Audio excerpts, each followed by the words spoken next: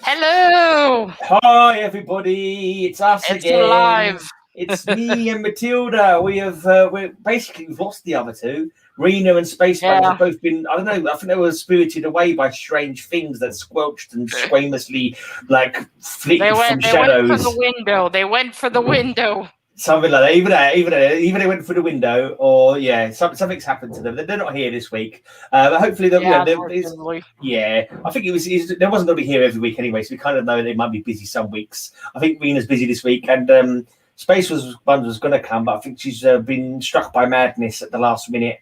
I think some gibbering thing kind of shook her up to the core. So it's just me and you to do the festival today. Yeah, the festival. How appropriate. Yeah. Not appropriate. For the festival, we barely have any people.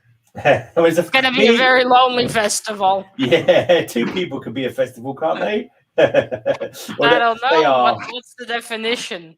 Festival. Well, in this case, let me just tell you some history first. I've been doing this the wrong way around. The festival is a short story by H.P. Lovecraft. I wanted to ask if maybe you checked what the because in the beginning there's a sentence in Latin right below the. What did it mean? I started reading it because at first I thought it was English. Did you not get in English as well? No. Oh, that's weird. Because my book. This is a book. Yeah, my version that I read online says it in Latin, but I watched a couple of videos. Online they must have translated it. Yeah, I watched a couple of videos. In the book, it doesn't appear. All right, fair enough. Yeah, apparently it's to do with demons anyway. But I can't remember exactly what it was. I thought I was going to ask you about that actually, because I've only seen it in Latin. But when I watched, because what I do, I read it plus I listen to someone else reciting it. So I'll read along while someone else is reciting it to get a good it does have the word. Demones, yeah. It was something to do with demons. But I could do a quick search on it, actually. I'll see if I can do a quick Latin translation. Might as well. I mean, we're not. We only have us today. Yeah, we've got no rush. Translate from Latin. All right, I'll be looking at that from. I couldn't understand what it meant. Yeah, it's weird. Yeah, I wondered about that. I should have. Try to do that. Interesting that I guess that this is like a classic edition, so they wanted to keep it as hi, Mr. Bill. That must have been how it was in the original, yeah. It's weird because in some places I did see it, right? And when it says effect of the demons, which are not so, however, as they are.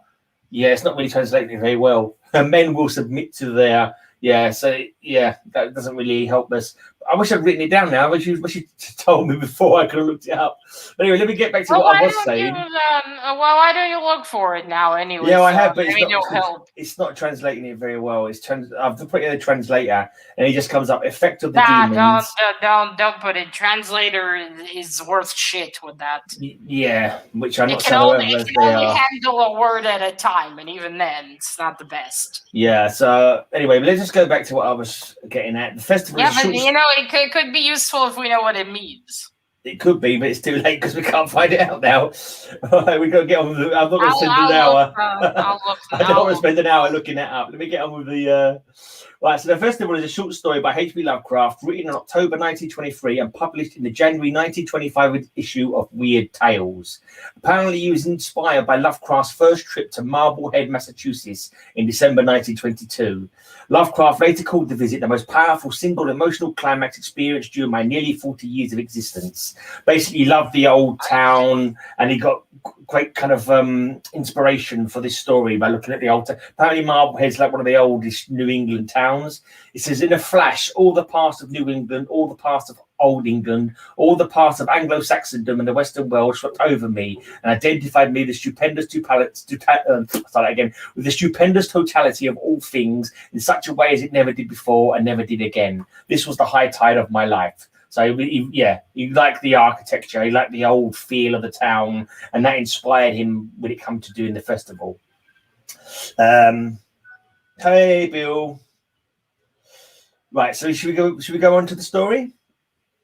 Yeah, you start, Mr. Gray. I'm still looking. I want to know what that... if you can find it. Right, apparently he was influenced by a couple of old... there was actually a church there in Marblehead, which he used as an inspiration for the church in this story. and also a couple of authors that influenced him. There was a book that's been written by Margaret Murray called The Witch Cult of Western Europe, which he took as part inspiration for the story as well. Yeah, I was wondering in the beginning of the story, it sounded like it might not end too bad, but I thought, okay, what are we gonna have here? Yeah. Does he die? Does he go mad, or does he kill himself? I think he actually didn't get off too badly. Actually, he was in the. Well, we'll get to that, but yeah, it wasn't too bad as people go. But anyway, let's start off the story. Right. So once again, it's an unnamed narrator, isn't it? There's no. As always. Yeah, it's an unnamed narrator. He really likes his unnamed narrators. Yeah, why give them names? You don't need a name. Just need the situation. To be fair, I guess he didn't necessarily really care about the names. No, it wasn't I started to think that maybe the narrator was basically him. So. Yeah. Well. And maybe that's why they don't have names, because he was trying to be all autobiographical. No, I don't know. But anyway, well, we did mention that he's not good with dialogue. Maybe he was not good with writing actual people, like even giving his own characters a personality. I don't think he needed to in what he was writing for. He didn't need to flesh it out any more than a short story, because it was only going to be going into a magazine, like a short. It was long enough for a magazine. True. There's no need to flesh. Yeah, there's no need to sort of come up with names and give himself any history other than what's required for the actual story to be told. But anyway, so in this story, it's Christmas time, or Yuletide as he calls it, which is more ancient than Christmas. And he's going to visit Kingsport, which is the land of his ancestors. Apparently, there's an old family custom where every 100 years they have to gather in the town. His father sent him. That's right. Yeah, his father. His ancestors were assholes. Basically. Yeah, well, maybe, I don't know, more than likely. But so they've gone to he's gone to Kingsport for Yuletide for this festival, which happens every 100 years. The town looks very old and antiquated. There's snow on the ground. There's lanterns lighting everything. It's very quiet. Doesn't seem like as festive as you expect it to be, like festive with people like bustling in the streets because it's Christmas kind of thing. But it's all very quiet, and he's assuming that people are maybe like because they're what's the pilgrims? You think like it's like pilgrim stock maybe, and so they're in silent prayer in their houses rather Here we go. Demons have the ability to cause people to see things that do not exist as if they did exist. Right. Well done on finding that. I'm surprised it wasn't in English in the book as well as in bloody well Latin, to be honest. Yeah, I'm surprised they didn't leave the translation in there. Although perhaps maybe it's in the end, in the excerpts. Yeah. Perhaps that's where it is. I haven't read any Lovecraft stories in many, many years. If you'd like to join us, Mr. Bill, and talk about it, we'd be happy. Yeah. If you want to read we're going to be doing Call of Cthulhu next week, aren't we? Yeah, I'm excited. Yeah, next week is Call of Cthulhu, but if you want to read it up and join us next week, you're more than welcome to. So, what did you think of that? I mean, the descriptions, as always, are awesome. The picture that he paints of the old town and the darkness, and you can see the star above the steeple of the church and that kind of thing. And yeah, I think that's his normal cool descriptive stuff. Yeah.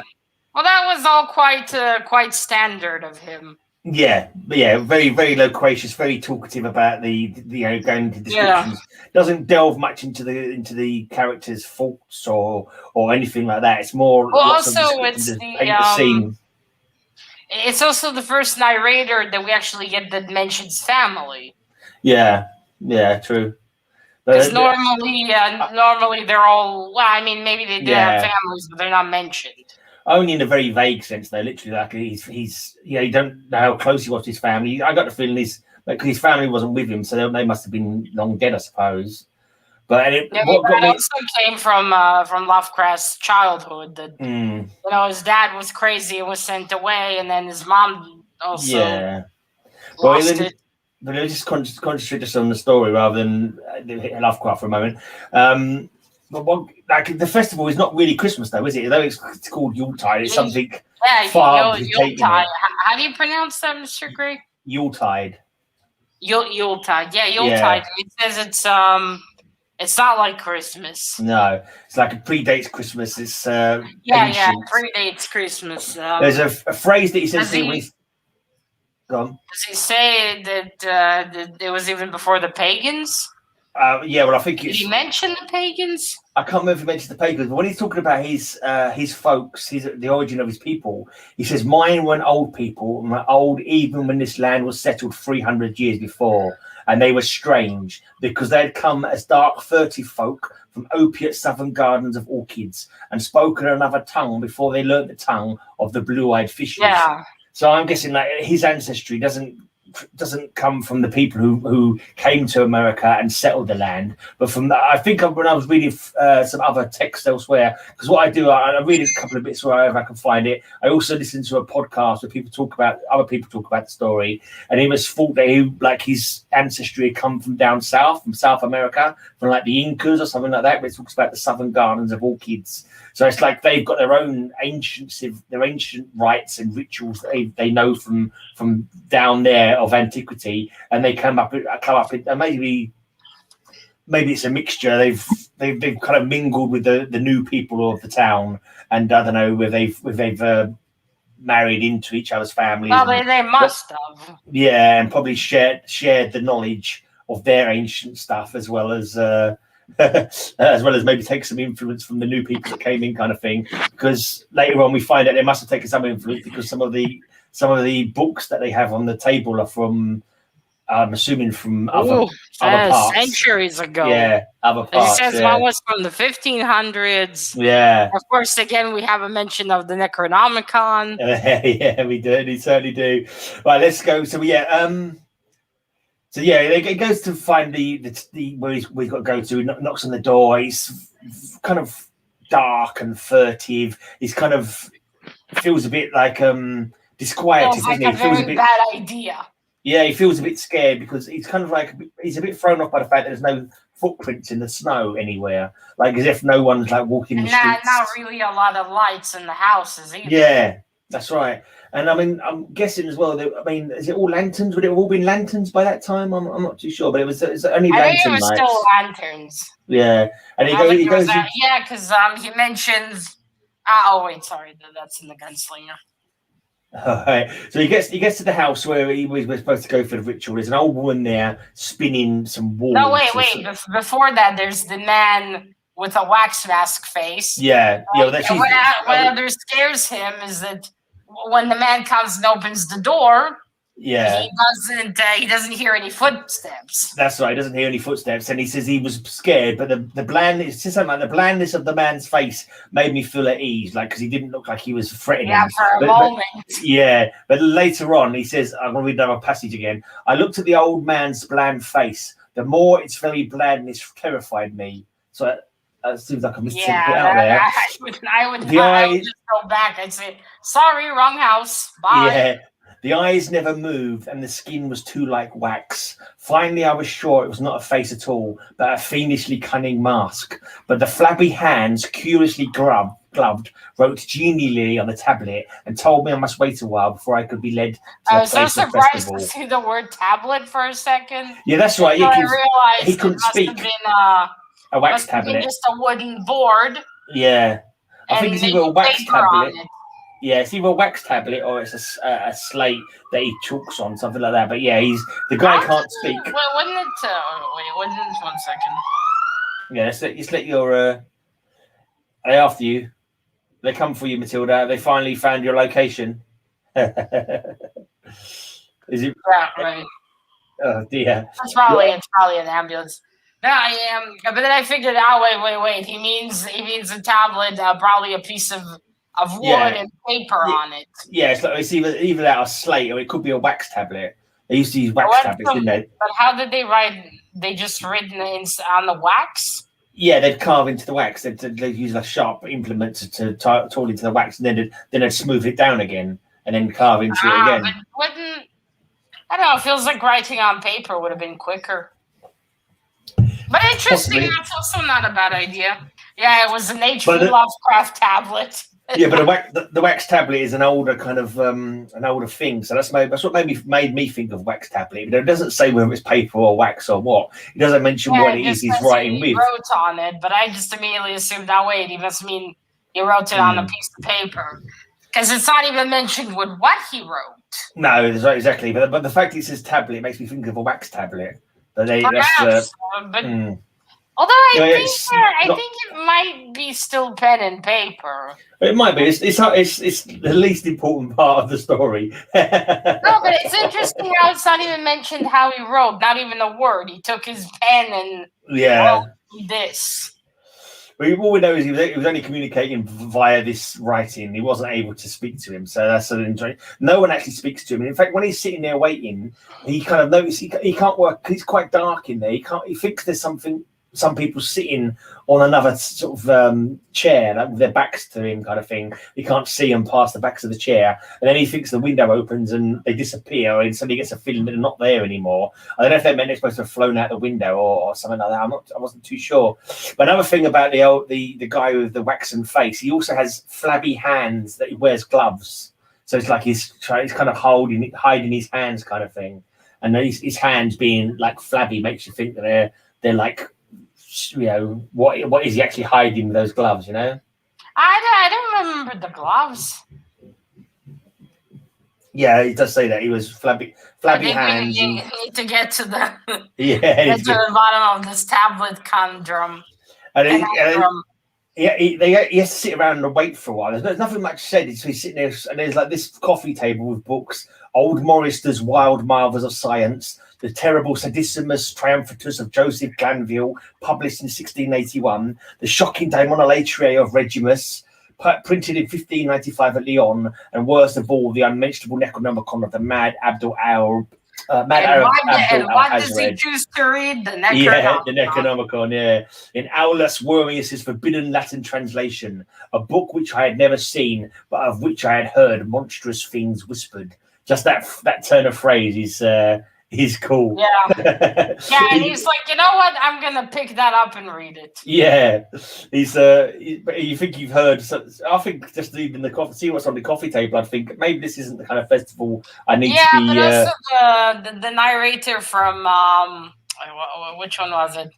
The Hidden City.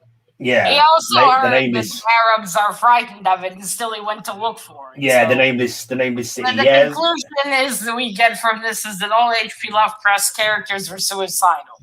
Well, they're not necessarily suicidal. You kind of like, you know, you don't really, when you go to do things, you don't necessarily think they're dangerous, do you? You know, you just assume, oh, it seems a bit creepy, but you know, I don't expect anything really dangerous is going to happen. That's I'm assuming where he was in his head. So anyway, they wait still. Yeah, well, if they did a sensible thing and just run away, we wouldn't get any story. So we have to go True. with. It's like for any story. If there wasn't any trouble, we wouldn't get the story.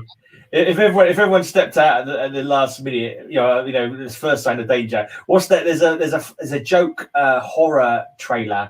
And it's the movie's called something like Hell No or something like that. Like, and basically every time it looks like they're going to something dangerous, they go Hell No, and they all walk away and leave it behind, kind of things. It's like the horror movie trailer if people were sensible, kind of thing. Well, if they were sensible, we'd never get a movie. Yeah, it's like when they refuse to read from the old book that's on the ground and that kind of thing, and they refuse to go to the creepy house. So it's quite funny. I'd say I blame them, really. No, exactly. Anyway, so after I'm starting to be more convinced that H.P. Lovecraft is also the granddaddy of that trope in movies. Yeah, definitely. Yeah. Touch something cursed and you're fucked.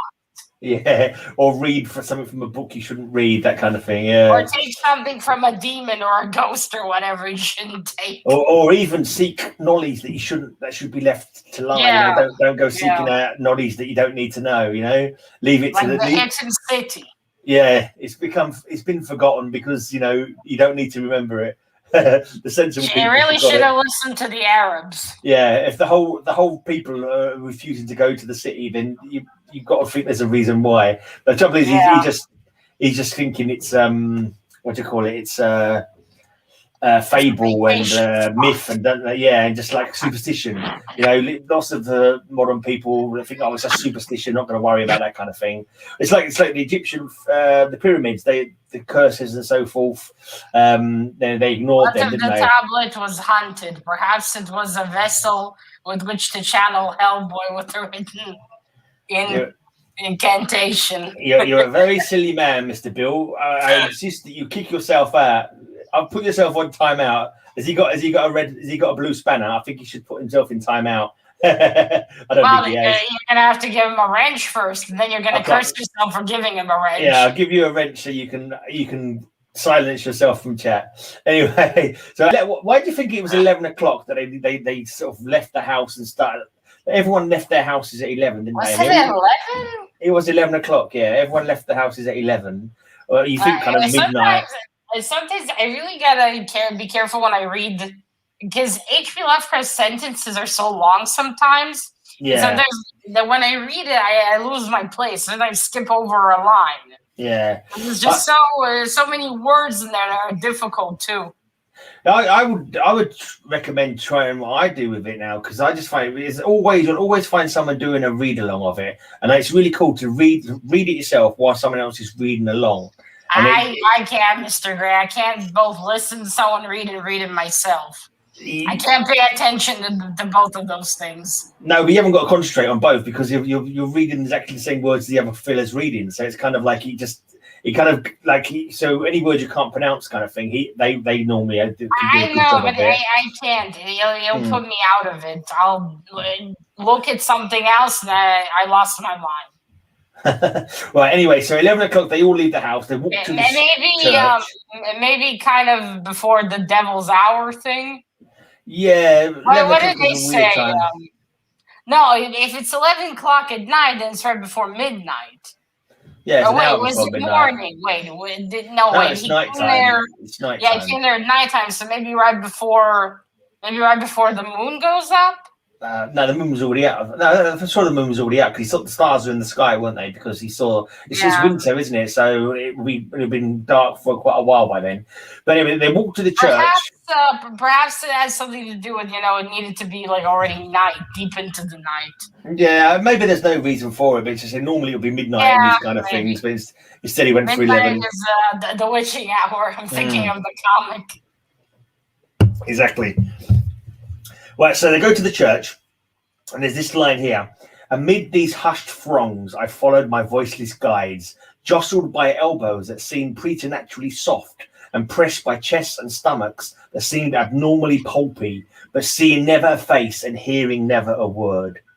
So everyone in the village, or in the town rather, have left their houses and are all walking towards the church. And as you're doing, and you're walking in a big throng, people are like jostling against each other as they're walking along. Why chests and stomachs? Are they really like bumping into him as they pass? Not necessarily like hard, but sometimes if you're in narrow streets, there's a lot of people walking in narrow streets. I'm just guessing it's that baffled me a bit. It was like, how close are you to these people?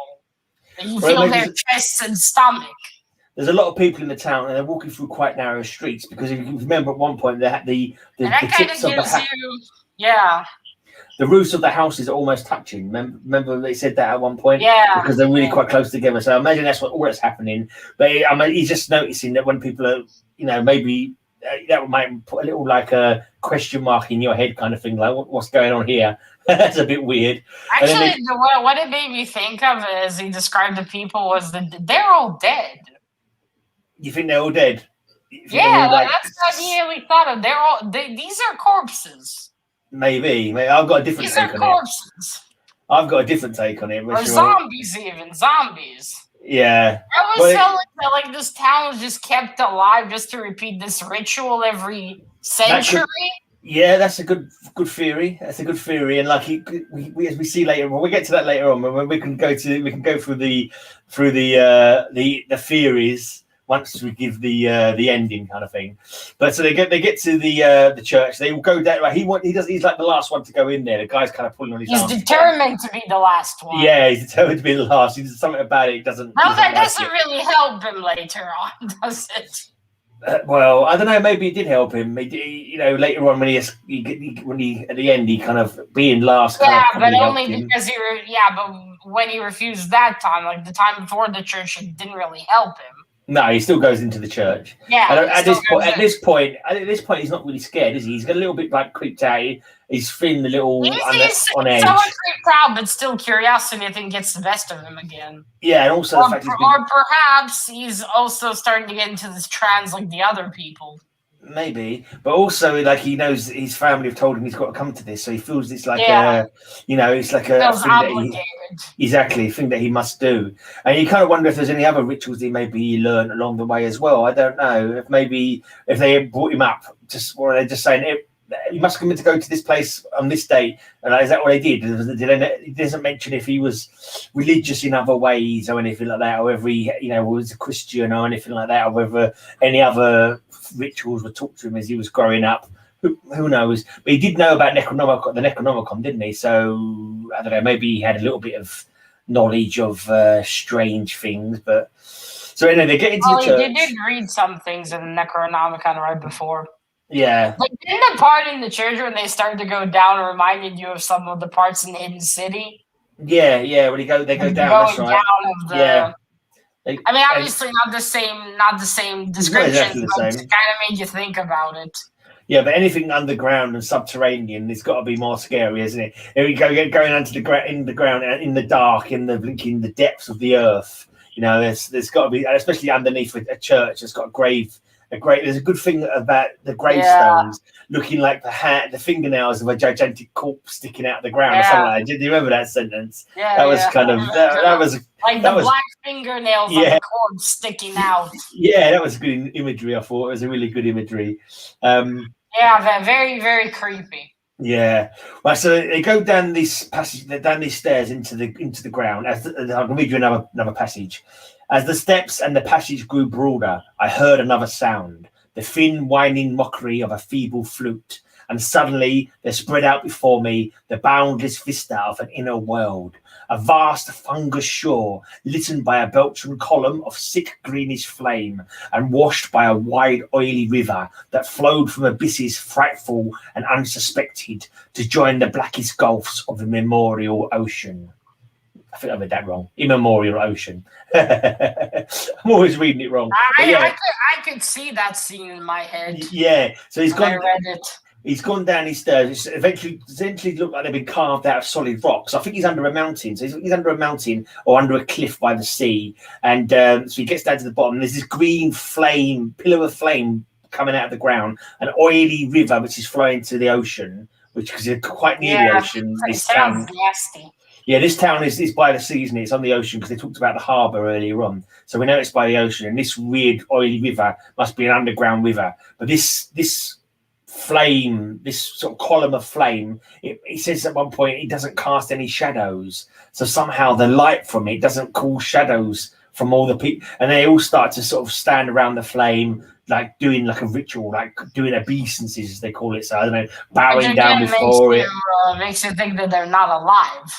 I don't know. I don't know about that. Just that they're worshipping the flame is what I got from it. They're worshipping the flame for some reason. Why you don't have any shadows? Yeah, but that doesn't. That unless it's supernatural. I just thought it was the property of the flame. It was like the flame didn't have. No, it wasn't the fact that they didn't cast shadows. Is that something to do with the flame didn't cast any shadows? And what is a green flame? That's completely out of the bounds of normality, isn't it? This strange column of green flame, and it's not just the fact that perhaps back then, but now I can think of many games and other things where green flames featured a lot. Yeah, that's games though. This is real life. This is supposed to be in real life. He's gone under a church, deep into the bowels of the earth. It's been used a lot since. Oh yeah. I'm not talking about that. I'm not talking about it being used as a feature of a story. Just the fact that if you was there in real life and this column of flame in the middle of an underground cavern meant to represent evil. Well, I just thought it was kind of like a living like an icon, like a living, people would worship, maybe there'd be like a crucifix or something like that, or a Star of David or something like that as a holy kind of icon. This was just it's maybe meant to represent the pillar of fire. I have no idea. All I know is it's a weird flame, and it doesn't. Maybe it was like like the shrub that God was in when he talked to the burning bush. Yitzhak. Yeah, Yitzhak. Oh, right. Yeah, Isaac, and this is like their burning bush, but they're burning bush for the devil. But the thing is, it doesn't hold the properties of real flame, does it? It's completely supernatural because people doesn't cast like satanic flame. Yeah, it doesn't cast any shadows, and it's like from there and also you had the thin piping from the flute. We had that before a couple of times. we had that in Nyarlathotep, didn't we? Yeah, we had that in Nyarlathotep. With today's. Mr. Gray, why don't you highlight that? With today's advanced graphic cards, perhaps the green flame came from the tablet. Ignore Mr. Bill. Anyway, I always say that I was thinking green flame. Maybe you have to do something with alchemy. And did you get the description of the? It could be alchemical, or just like a burning gases underneath maybe the gas. Leaking from there, but something like that, which has become ignited. But he's quite freaked out by it all. Anyway, like this is not normal. Yeah. There's also they start seeing these creatures, doesn't he? There's a throng of flying beasts, flying bats, flying humanoid bats. Right, I'll read you the first section. At first, I thought that the people that were there were turning into these things and flying away. No, then I realized, no, they were coming. People were getting on them and then flying into the further into the caverns. And it's kind of like weird. It's like this kind of like obeisances and this kind of like this flaming pillar was like the first part of their festival. So if they've done this, now they're going to mount these beasts. They're going to go further into the caverns. Who knows what they're going to do when they go further in there? But maybe that's basically it. Maybe they go there and they only come back a century later. Who knows? We don't know. By now, our narrator is thinking, "I've had enough of this." Yeah. But let me just read the description of the flying beast. So once they've done these obeisances to the green pillar of flame and it doesn't cast any shadows, the rest of the throng start flying off.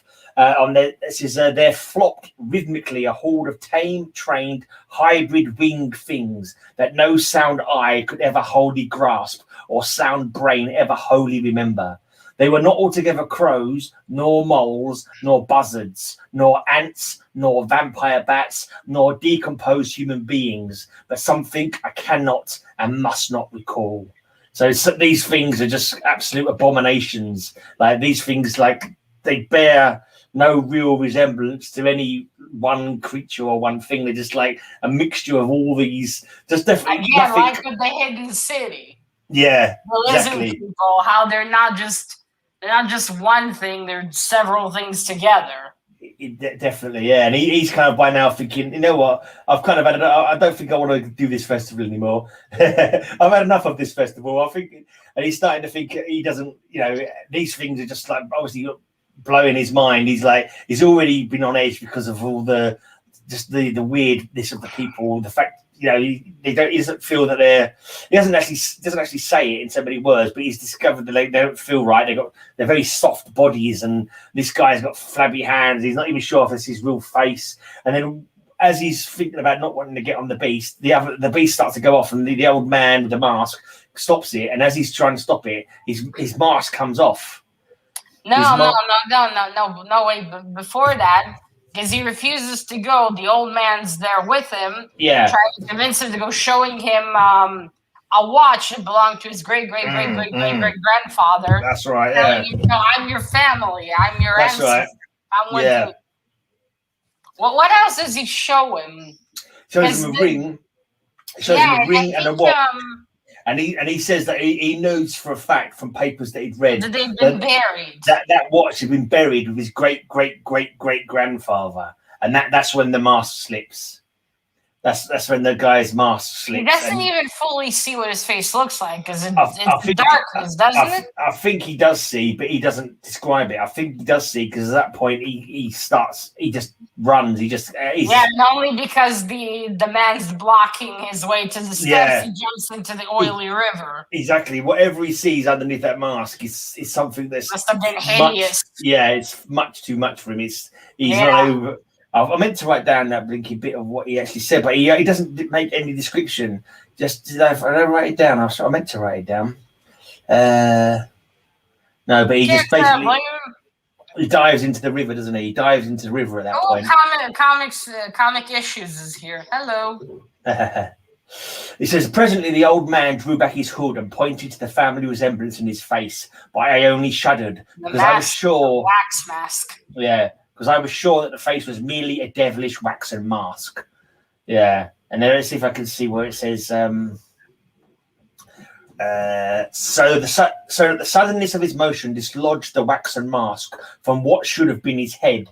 And then, because that nightmare's position barred me from the stone staircase down which we had come, I flung myself into the oily underground river that bubbled somewhere to the caves of the sea. Flung myself into that putrescent juice of earth's inner horrors before the madness of my screams could bring down upon me all the charnel legions these pest gulfs might conceal. So whatever he sees when the guy takes his mask off, literally he just, he can't handle it. And because the stairs are barred, hey, comic issues, because the stairs are barred, he chooses to just jump into the river. He literally has no intentions they're not exactly barred, it's just no, the guy's standing there, and he doesn't want to come anywhere near him. Exactly, but he's barred as far as he's concerned. Okay, in the river it is. Yeah, he'd rather go into the river than try and get past him to even sort of go any chance of it grabbing him, you know. So he literally, you think about it, it's him against an old-looking man. He can push past him and get up the stairs, but he's so scared. What he thought was a man. Exactly, he's so scared by what he sees when the mask slips that he doesn't even think about getting past him. He literally just jumps straight into the river to get away. So whatever he's seen is like literally just like his mind is like, I've got to get out of here. It's the old fright or flight kind of thing, and he just literally dives into the river. No idea if he's going to survive or not. He was just so scared that he needed to get out of there. Oh, Boxy Cat, hello.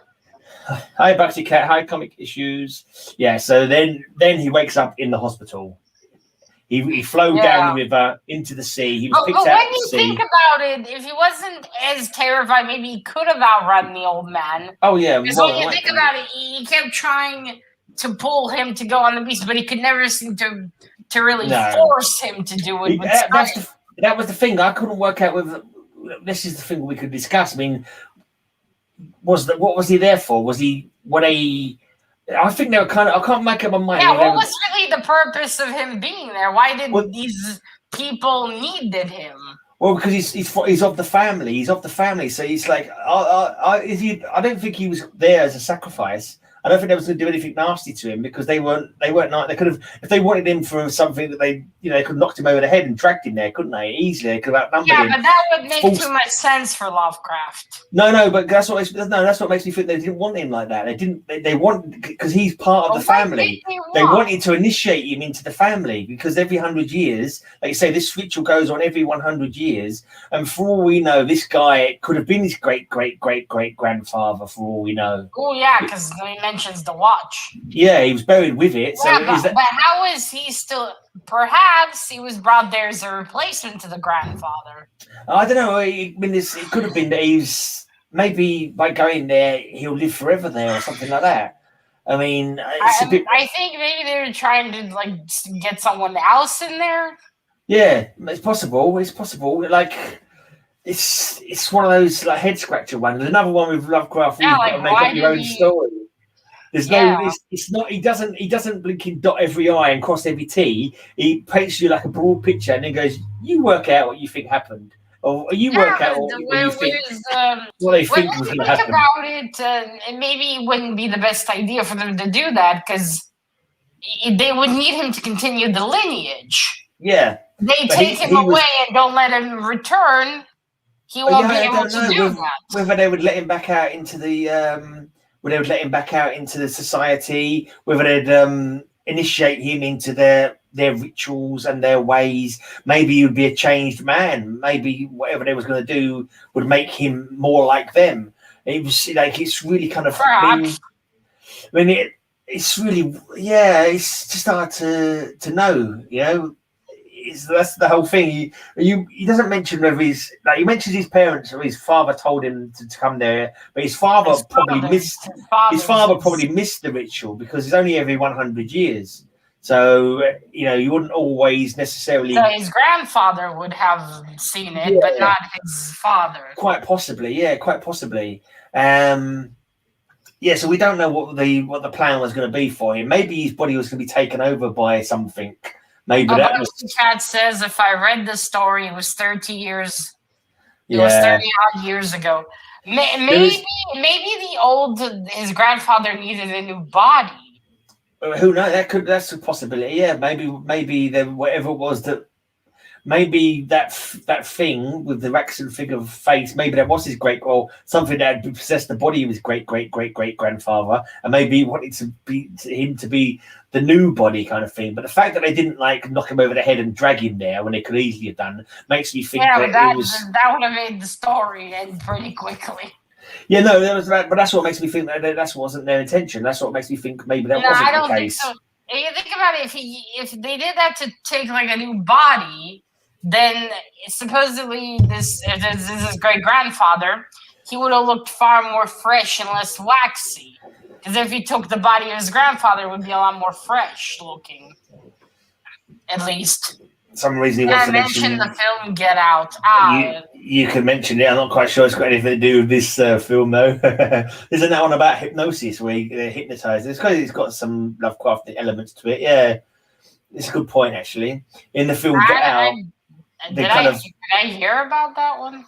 It's a film where they're hypnotizing guys and replacing their soul, so an old person would take over the young person's body, kind of thing. I believe that's what happened in Get Out. I mean, that's a possibility. That's a possibility of what could have been the idea of what they wanted to do. But I don't know. I just think if they wanted to do that, they wouldn't have. They wouldn't have let him get away. They would have made sure they were surrounding him all the time, and they seemed like they wanted him to do it willingly because they were family somehow. That's the idea I got to. Or perhaps they had to have him do it willingly. Maybe. I went to Boston last year, and there's a graveyard with tunnels below that inspired Lovecraft to write the story called Pickman's Model. Yeah, Pickman's Model is a cool story as well. Now, I think because let's face it, I can see Get Out, so I'm not getting it. I think if his father was telling him he's got to go to this ritual, whenever the year was, his grandfather must have told his father, mustn't he? And his grandfather would have attended the ritual. So I don't think it was to do with anything. I think it was meant to be knowledge that they were going to give him. I think it was probably just meant to participate in this very bizarre and outwardly and somewhat demonic festival, and then return. And then tell his son to go and participate as well. And to tell his children, his line that they've got to come in 100 years, whatever it is, to do it themselves. Yeah, because they don't chase him. The old man doesn't try to grab him. No, that's what I thought. They just let him go. That's why it was my take on it. The fact that they wanted to initiate them into their cult or their group or whatever the heck their group was. Maybe it was an immortality kind of thing, and maybe those people had lived for maybe only. But let's go back to the end of the story. So he gets rescued from the sea after the river flows into the sea. Yeah, and that's what he's in the hospital even more, because they tell him that suddenly the town he came into the day before is completely different. It's a lively town. Yeah. What was it? Kingsport. Yeah. It's a lively town. The church is a hospital. Next to the hospital, But then the thing was that so when he actually got there, it's like he'd gone to the town from centuries before, wasn't it? Like the town back when it was almost first built or early in its time. So his mind was blown, because when he was told that the place had cable cars or street trams or whatever, and when he got there, he goes, "Oh, they must have lied. There's no trams here." But he could hear the trams. When he woke up, he could hear the trams. So it's somehow when he got there, he was he was there, but he wasn't there. He was kind of like displaced in time, and that's what made me think about maybe on that night. That's why I have to go every 100 years. You get there on that night, and you're part of the ritual. Maybe there's like a specific night you have to go there on. That's when maybe the blinking maybe that's why they waited for 11. Maybe they needed midnight for it to happen. Maybe the walk took an hour or to get there. Maybe it took an hour. They all gathered, went in. By the time they got down, it was already midnight. I mean, it could be the fact that you have to be in the family, in the group. That's why he's told to go there, and he has to be on that night every 100 years. It has to be on the exact night every century. Every century for the gateways between the realms to be open or something like that. So he's able to. You know what it makes you think of? It makes you think of. I don't remember where I heard this, but like in either it was midnight or some hour, the veil becomes thinner. Yeah, the witching hour. Something also, like that. I've heard that happens at 3:33 as well. There's 3:33 apparently. The veil is supposed to be like. I've seen that in video games. Midnight. Yeah, but whatever the case is, he was in Kingsport, but he wasn't in the Kingsport as it is now. He was in the Kingsport of a few hundred years ago. Yeah, past. Maybe not even that. Maybe a Kingsport in another dimension. Possibly, yeah. Maybe that's where they all live. It's not necessarily time. A different dimension. Yeah. And maybe that's how they live. Maybe they live forever in that town by only coming back every 100 years into the real world. So, but it was. So it could actually mean that this man is not his great-great-grandfather. It could be someone far older. Yeah, maybe. Who knows? But think of how his face is already coming off. Yeah, and the old woman as well. Maybe perhaps their vocal cords are gone by then. Yeah. Well, I kind of got the impression that they were supposed to be suggested that these people were like maggots or worms. They're like I don't know, worms that walked as men like or maggots. Parasites?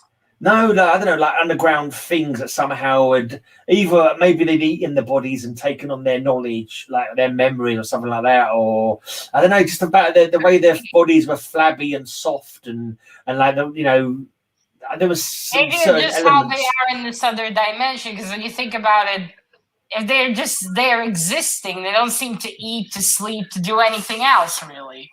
Yeah. As they're just sitting there and just slowly rotting away,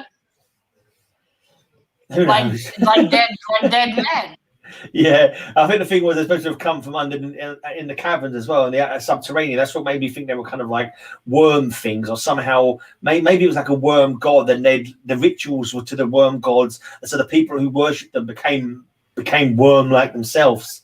Maybe, or their bodies transformed, through their rituals, and that gave them like longevity. Because one of the things that people want is to live. That would be a freaky tunnel to walk. Yeah, exactly. Yeah, Boston is all the kind of area where Lovecraft lived, wasn't it? That kind of. I think he liked Massachusetts. And Massachusetts is Boston, isn't it? Boston is in Massachusetts. That's where a lot of these. It's probably could be a lot of things. Maybe they were just, really just appearing there once every century and fucking off until the next one. Maybe because they were in this. Maybe if it is a different dimension, this is how distorted they have become from the centuries of being there. Perhaps they're not even human anymore. Yes, it's a possibility. It could be they were human and they became these worm-like things. Maybe from the magic, maybe the magic that keeps them alive fouls their body and makes them different. It's kind of like I think you'd rather be dead than be one of these worm monsters, or maybe they are been worm monsters. Maybe they're worms that have become men rather than men that have become worms. It's like, or like you say, maybe they are like zombie-like. But how does that then explain the family thing? Maybe they're dead bodies and the worms are inside the dead bodies and moving the bodies around. This really made me think of worms. Just there's the softness of their bodies It also reminded me of something in Little Nightmares, the game. But there's also where there's these dolls and they wear all these masks on top. Yeah. And they're completely different inside. one of the things that makes me think they're worms is like he read something from the Necronomicon, and later on when he's sent from Kingsport to Arkham to their sanatorium for a while to get over his psychosis. And one of the things they do, just like for part of his treatment, they let him they get out of the library a copy of the Necronomicon so he can read it to help him get through his psychosis. Because they think it's going to help him to get through his psychosis. That's a genius idea. Well, sometimes I suppose they think if they let him read it through and he can indulge in his delusion. Yeah, to sort of maybe help him get through it, kind of thing. I don't know if that's ever a thing. How wrong they were. Yeah, but he doesn't end up killing himself, so that's a good thing. And it seemed to me like he was getting better, but yeah, I don't know. Mr. Grey ruined Boxy Cat's plans for spaghetti. Fair enough. Let me read the thing that you read from the Necronomicon then, because this is the part of I didn't give the whole quote, but this is what makes me think it's like something worm-like, because I learned it out to crawl. Yeah, that's it. Let me read the thing. Okay. For it is of old rumour that the soul of the devil balked haste not from his charnel clay, but fats and instructs the very worm that gnaws. Till out of corruption horrid life springs, and the dull scavengers of earth wax crafty to vex it, and swell monstrous to plague it. Great holes secretly are digged where earth's pores ought to suffice, and things have learnt to walk that ought to crawl. And that's what makes me think of the worm element of it. Like these worm things, like from deep in the ground, somehow had taken on human shape. Or perhaps they meant to do something with horror. Or with things that are not men, that are not human. Yeah. Now I wonder what this has to do with the Latin code that says, I remember having, okay, here we go. Demons have the ability to cause people to see things that do not exist as if they did exist. Yeah, that was the Latin phrase at the beginning, wasn't it? Yeah. Yeah. You'll see things that do not exist as they are. As if they did. Yeah, so maybe they I don't know. It's a very another one that's open to your own interpretation, and you can make I'm still quite confused by it. What exactly does that mean, though? Does it mean that they made him see all that? It's possible. It's possible what they're getting at, or maybe they made him see them as humans when they weren't humans, or who knows what that could. Maybe they made him see the city as if it was ancient when it wasn't, or there's a whole explanation here. I'll save it and send it to you, Mr. Gray. Maybe here it explains it, but it's too long to read now. Yeah. I don't know, it is. Maybe it meant really that these were not really men. Yeah, I'm guessing they weren't. But they just made him. They made him see what they wanted him to see. Yeah. Perhaps he did come to the same lively town, but he just sighed as the demons wanted him to see it. Maybe. I don't know. Because we do say he came very late at night, so maybe that's why no one's saw him in town as well. Buxy had some mushrooms like that once. He went on a crazy trip. Yeah, I'm not surprised. Now there's a dumb thing to do. Take some mushrooms and then read some H.P. Lovecraft. You'll have nightmares for weeks. Did you watch hell of a trip. Did you watch that? You watched the Kadoji Legend of the Overfiend yet? Did I watch what? Oh no, not yet. I'll get around to it on Saturday. Yeah, I when I was young and stupid, I once watched that after taking an acid tab, and that was never again. I don't know. When I was a kid, I didn't need any acid or anything. Some movies scared me quite a bit. But the one I remember, not most scared, but the one I remember is the Harry Potter and the Chamber of Secrets, the movie. I was very scared of the basilisk. Okay. The voice they did in the movie, it really scared me. I couldn't sleep the night after. How old was you then? How old you must have been quite young at that point. 10, 9. All right. Okay. Something like that. You're so young. You're so young, Zleta. You're such a young person. And then a few years after that, I rewatched it again. I was like, why was I scared of? I saw Willow on mushrooms. Willow? Yes, it's a kind of kids' fantasy film. I never watched it. I never watched that one. But anyway, did you enjoy the story?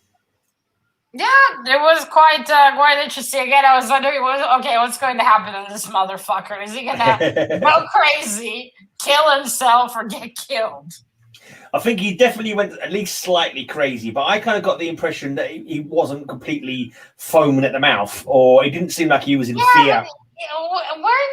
But in those times, didn't they just keep you in the asylum regardless? No, not. Did they really? Did they often release you, or did you go in there for life? No, you didn't go in there for life unless you were still mad. If you were foam at the mouth and a danger to people, to keep you in there. But like, I just got the impression that they thought he'd had a bit of a nervous breakdown, and so they put him in there. I don't know. I think maybe he is going to stay there. I didn't get that impression. I didn't get it. I mean, he didn't seem like they were. He didn't seem like he was overly fraught by it at the end. Like he was, confused by it all and obviously scared by it. But I don't think he was thinking that they were going to come after him. And so he wasn't. Although he'd seen things that most people had not seen and would find hard to grasp and believe. I don't think it was so bad that he was sent completely crazy. I don't think you'd be jumping out any windows soon or taking heroin to get him through. Not that we know. Exactly. We don't know, but it was just the impression. So can we call this the first sort of happy ending of Lovecraft? we could call it the least bad ending, I suppose. Yeah, the least bad fate of the narrator. The narrator made it. Yeah, the narrator came out alive. I mean, you never know, though. You may well have, on dark nights, or maybe even at Christmas every year, you might start having, nightmares about it. And then, I was thinking ahead, since they let him indulge in reading the Necronomicon, and just in my mind, I saw it going very bad soon because possibly. They got him macabre. You think I was going to keep reading it and all the horror that's in the Necronomicon. Yeah. Well, it depends. If he's foolish and he decides to try and learn more by continuing to read it and maybe exploring further, then that way leads madness. But if he goes, okay, I don't know what exactly was going to happen and I don't care, and then he might be all right. I very much doubt that. And they all lived adequately ever after. Not happily ever after. None of them lived ever after. No. But like you say, I guess it's the least worst fate so far. Yeah. And would he tell his... The thing is as well, though, that he might be gripped by like wanting to know what was going to happen. You might be like, what was they going to show me? What was the rest of the ritual? Would he tell his kids, in 100 years' time, if he has any kids in the future, do you think he'll tell them to go to the ritual place? And maybe he might start thinking to himself, I don't know if he'll live long enough for that, because I keep thinking he has an Necronomicon now. He did live through that horror. So I don't think he's going to come out of it okay. No, not completely okay. But then, whether he gets worse for him later on depends on whether he carries on looking into it. If he does a sensible thing and goes, okay, I've survived. I don't know what was going to happen. Let me get on with my life. Then he might be all right. A few nightmares. In H.P. Lovecraft, that is sensible. Well, yeah, this is true, but we don't get to hear the rest of his story. No one, unless I don't know if any other. Sorry. I wonder if any other writers took up the story, because so many other people have done Lovecraft stories using his characters, and I wonder, it wouldn't surprise me if someone said, I wonder what happened next for the guy from the festival. Let me make up a story about it. That would be quite cool if someone had made their own idea. So I was saying, I think why H.P. Lovecraft was so popular. Yeah, exactly. People can. You're probably right. You could write your own stories about it. He had fantastic ideas. Yeah. Things you can really take and build into, like Philip K. Dick. He had awesome ideas. The stories themselves, at least the ones I read, were very dry, but the ideas were amazing. Like, think what you could do with that. Which is why I think that, for instance, in Minority Report, why I think the movie's better. It's far more, they filled it up so much more. Right, they fleshed it out. They put in so much more of the world that he lived in. Yeah.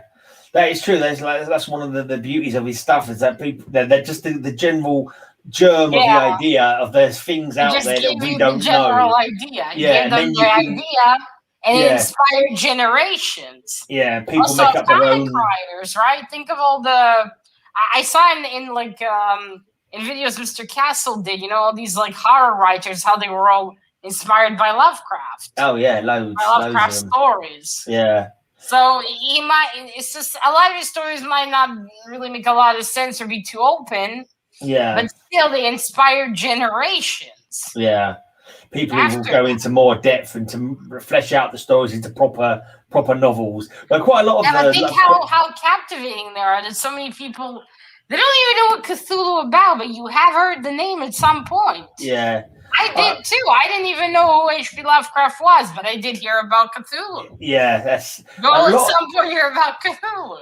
A lot of the Lovecraft literature and stories, a lot of people just do short stories. There's so many books of new people doing short stories of aggressively Lovecraft here. The Care Bears is if the Lovecraftian terrible unknown happened to be nice. I think I'd rather face the Lovecraftian than the Care Bears. Well, that's an interesting take on it. I'm telling you. No one is that happy. Those fuckers need to be killed. Yeah. I mean the Care Bears, not the Lovecraft. Yeah, those Care Bears need some existential terror in their lives to get rid of the happy stuff that they're into. It's not happy. It's that creepy happiness. I swear, those in the Teletubbies are scarier than Cthulhu. Has anyone created that's how we defeat Cthulhu. We send the Care Bears and the Teletubbies. Yeah. Has anyone ever? I get a feeling I've heard it. Has anyone made a range of toys called Swear Bears? Has anyone ever done the Swear Bears? We could do that, Matilda. Me and you can make a range of kids' toys called the Swear Bears. We can have Fuck Bear, Clank Bear, Arse Bear, Shit Bear, Wank Bear. Wank Bear. Yeah. No, we might get done for copyright, but yeah, Teletubbies are Lovecraft. We'll get so many parents complaining first. Yeah, might have Teletubbies are like someone did hard drugs and then read some Lovecraft and watched some horror movies to add on top, then started writing. They're a special kind of terror all of their own, the Teletubbies, aren't they?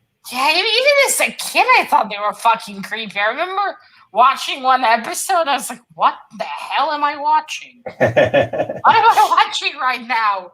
So, come on, we all know the real Lovecraftian horror is the child catcher from Chitty Bang Bang. Yeah, he's quite scary. Well, what is that? I never heard of it. Oh, it's an old musical with Dick Van Dyke and there's a couple of kids. It's a flying car. I was actually watching it at Christmas. It's quite fun. It's quite a fun old musical. It's quite fun. That's how you know how immature I am. Yeah, every time I hear Dick Van Dyke, I start laughing. It's like a mixture of two rude words together, isn't it? Dick and Dyke. But anyway, yeah. It's a bit of a contradiction. Yeah, it's a flying car. There is a flying car. It's Chitty Bang Bang. Oh, Chitty Bang Bang, Chitty Bang Bang, we love you. Oh, Chitty Bang Bang, Chitty Bang Bang, love you too. Diddle-did. My football team actually do a chant to the tune of Chitty Bang Bang. The West Ham, one of our chants is to that tune. Anyway, Bang Bang. I need to find that song now to hear it. It's cool. Truly scrumptious. You're truly scrumptious. I never even heard of it up until now, though I do know who Dick Van Dyke is. Yeah, he was in Mary Poppins. Yeah, I think his grandchildren told him, Grandpa, you know your name's kind of funny, right? Yeah. Anyway, so his name was probably Richard Van Dyke. So yeah, I'm sure it was. So Dick is just a shortening of. There's a good. I've watched this. What I like. You say you don't like listening along to it whilst you're. I just watched the claymation. It's not that I wouldn't like it. It's just I wouldn't be able to concentrate like that. No, but I don't find it. I don't find it hard. But for me, if I were to listen to it, I'd have to do something else that wouldn't involve words. Well, if you're just reading the same thing along, it just kind of goes along. A very cool name. Yeah, well, apparently so was Gaylord. Dick Grayson was, yeah. Dick Grayson is still a cool name. Yeah. So is Dick Van Dyke. It's so catchy. I mean, think about it. Dick Van Dyke. If anyone wants to read the festival, the link down below in the description where you can read the festival. Yeah. And next week we are doing the Call of Cthulhu, the longest story that we've going to be doing so far, I think. Yeah, I think it's going to be one of the long ones. Everyone wanted to be a dick. Yeah. Well, Dick Grayson, Dick Tracy. Dick Grayson, Dick Van Dyke. Everyone wanted to be Dick Van Dyke. Dick, or who's Dick that other one? No, Dick Turpin. Dick Turpin. Dick Whittington. Wait, who was that? I'm thinking of the action film star. I don't know. I think his first name was Dick, though. Never mind. Anyway, I probably won't remember now. Yeah, I think the Cthulhu is going to be the longest. Yeah, it's quite a long story. Let's see, because the story that finished the festival ends on page 36. No, sorry, it ends on page 36. Yeah. Great Guy Champman. That's the manliest name. I came up with the manliest name I could think of. Then Googled it. People really have this name, Guy Chapman. Well, why not? Sadly, the DC movies are still dickless. Well, I mean, if you want some dick, you can go check out Batman Damned and find that copy with the Batwing. Right. You'll get plenty of dick, though I must warn you, it's not impressive. There's only one panel. But so next week, Call of Cthulhu, we might have Rina, we might have OG spacebunzz. But if anyone wants to read Call of Cthulhu and join us next week to talk about it. It's great. Check out Mr. Damien's comment, Sleepy Reader. Yeah, I did. I put it up already. Detectives called Private Dick. They were called Private Dicks. Oh, Private Dicks. That's just like all dicks should be private. If I saw it in a book, I would burst out laughing. I need a private dick. Yeah, well, what you do, what you get up to in your bedroom is your business, Matilda. We don't need to hear it. Yeah, but imagine how funny that is. I need to hire a private dick. I need to start an OnlyFans account. Because I'm getting close to 2K on my YouTube subscriptions. Ooh, congratulations, Mr. Gray. I'm sure you remember what I said I was going to do when I get to 2K. Yeah, I'm still waiting for it. We've got another 112 subs to go, but there was a UK dessert called Spotted Dick. It certainly was. Nice bit of spotted dick. Anyway, and custard. Isn't that a food? A spotted dick? Yeah, it's a dessert. It's a dessert. It's like a sponge pudding with currants in it. Like a sponge pudding with currants. Did you ever eat it, Mr. Gray? I'm sure. Yeah, it's just sponge. What is it made of? Just sponge and currants. You mean sponge cake? Yeah, like sponge cake with currants in it. It's like a pudding. It's like a pudding kind of thing with sponge in it. I might change my name to Grey Dick. I wasn't planning on it. Grey Dick is what you call the Hulk's in his original colors dingling. This is true. Right, so I've got to go have my dinner now. So next is the Call of Cthulhu. And that one, at least in my book, it starts in page 36 and ends on page 62. Okay. So far it's the longest story. Is that 26 pages? Yeah, I think something like that. Yeah, that's not too bad. Yes, the next one. Wait, that's something else. Yeah, but later on the stories do become far longer. Right. Than in the beginning, because there's one here that's called the Mound, and that's from 197 to 258. The Mound, is that? Yeah, the Mound. Right. Okay. I don't remember that one. Never heard of that one. The horror. I look forward to us getting to the horror in the museum. All right. Cool. Whatever that one's about. Yeah. So next we're reading the well-known The Call of Cthulhu. Yes. One of the most well-known of the characters. The most well-known. Well, definitely the most well-known. You're right. Yeah, before I knew about H.P. Lovecraft, I knew about Cthulhu. by far the most well known. Yeah, think about it. So many games already about him. So much memorabilia. So many mentions. So many stories. Movie. There's that movie. And like, there's so many comic books. Terrifying. There's so many comic books where you can tell they're just making Cthulhu but calling him by a different name, like Sakoltu or something like that. So many like so close to being Cthulhu, but it's like they're really channeling Cthulhu when they're using these names, just for influence kind of thing. I blame them. Cthulhu is quite popular. Yeah, right. So I've got a lovely beef stew that I have to go and eat. So cool hanging out with you.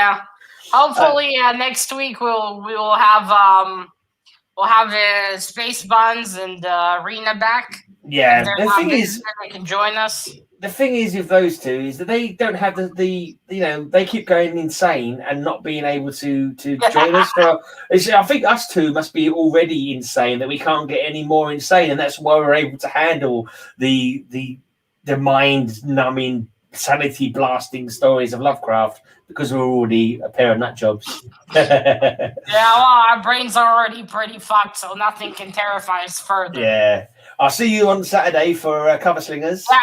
Check out Cover Slingers on Saturday. Is it Heads? Heads, wasn't it? The theme? Yeah, Heads. Cool. Right, thanks for coming. Mr. Gray, don't go yet after we come out of the live. All right. Thanks everyone for joining us. Guys. If anyone wants to read Call of Cthulhu and join us in chat next week, just drop me a line. Cheers for coming in and have nightmares.